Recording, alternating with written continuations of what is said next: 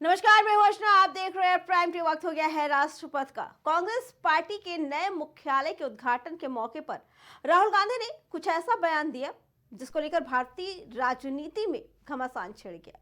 बता दें कि आज राहुल गांधी ने कांग्रेस के मुख्यालय के उद्घाटन के मौके पर कांग्रेस के तमाम बड़े नेताओं की उपस्थिति में संबोधन दिया। अपने संबोधन के दौरान उन्होंने कई बड़ी बातें भी की, जिसमें से उनका एक बयान बहुत ज्यादा वायरल हो रहा है और लोग इसको लेकर राहुल गांधी को कटघरे में भी खड़ा कर रहे हैं। दरअसल राहुल गांधी ने अपने बयान में कहा कि उनकी लड़ाई केवल भाजपा या आरएसएस से नहीं है, बल्कि पूरे इंडियन स्टेट से है, जिसके बाद बीजेपी के तमाम नेताओं की तरफ से इस बयान का विरोध देखने को मिल रहा है। बता दें कि राहुल गांधी के इस बयान के बाद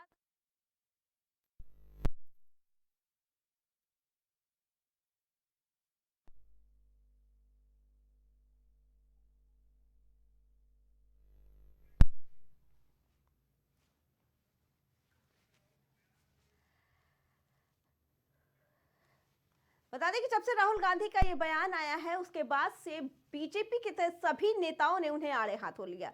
बता दें कि ट्वीट से लेकर उनको घेरने की कोशिश की है और एक के बाद एक सभी ने उनके इस बयान को लेकर उनकी काफी ज्यादा खिंचाई भी की है। बता दें कि राहुल गांधी के इस बयान के बाद से ही भाजपा एक अलग ही रूप इख्तियार कर रही है और अब कांग्रेस को पूरी तरीके से कटघरे में खड़ा कर रही है। बता दें कि आज जब से राहुल गांधी का ये बयान आया है, उसके बाद से ही राहुल गांधी के पुराने बयानों की भी चर्चा की जा रही है। राहुल गांधी अक्सर ऐसे बयान देते हैं जिसकी वजह से देश में एक अलग ही तरह की राजनीति गर्मा जाती है। बता दें कि आज राहुल गांधी के बयान के बाद एक बार फिर से घमासान मचता हुआ नजर आ रहा है। If you believe that we are fighting a political organization called the BJP, that we are fighting a political organization called the RSS, you have not understood what is going on. The BJP and the RSS have captured every single institution of our country. We are now fighting the BJP, the RSS, and the Indian state itself. Rahul Gandhi के इस बयान के बाद सियासत में जमकर घमासान हो रहा है। लोग राहुल गांधी को इस बयान को लेकर ट्रोल कर रहे हैं। इसके अलावा राहुल गांधी ने अपने संबोधन के दौरान आरएसएस प्रमुख मोहन भागवत के बयान पर भी पलटवार किया। दरअसल मोहन भागवत ने अपने बयान में कहा था कि भारत राम मंदिर बनने के बाद ही सही तरीके से आजाद हुआ है। उन्होंने कहा था कि केवल संविधान ही स्वतंत्रता का प्रतीक नहीं है। अनेक शतकों से परिचक्र झेलने वाले भारत के सच्चे स्वतंत्रता की प्रतिष्ठा उस दिन हो गई।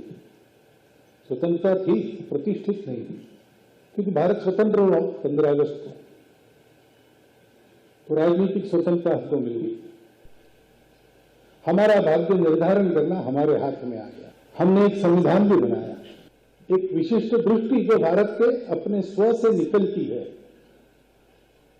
उसमें से वो संविधान दिग्दर्शित हुआ। लेकिन उसके जो भाव है उसके अनुसार चला नहीं, और इसलिए हो गए हैं स्वप्न सबस साकार कैसे मान ले, टल गया सर से व्यथा का भार कैसे मान ले, ऐसी मनस्थिति समाज की। क्योंकि जो आवश्यक स्वतंत्रता में स्व का अधिष्ठान होता है, वो लिखित रूप में संविधान से हमने पाया, लेकिन हमने अपने मन को उसके पक्के नींव पर आरूढ़ नहीं किया। राहुल गांधी ने मोहन भागवत के बयान पर पलटवार करते हुए कहा कि उन्होंने भारत और भारतीयों का अपमान किया है और स्वतंत्रता के लिए कड़ी मेहनत और बलिदान देने वाले स्वतंत्रता सेनानियों का भी अपमान किया है। That yesterday, in a speech, the chief of the RSS said that India never achieved independence in 1947. He said that true independence in India was achieved when the Ram Mandir was built. This building It is not an ordinary building. It has emerged from the soil of our country, and it has emerged as a result of the hard work and sacrifice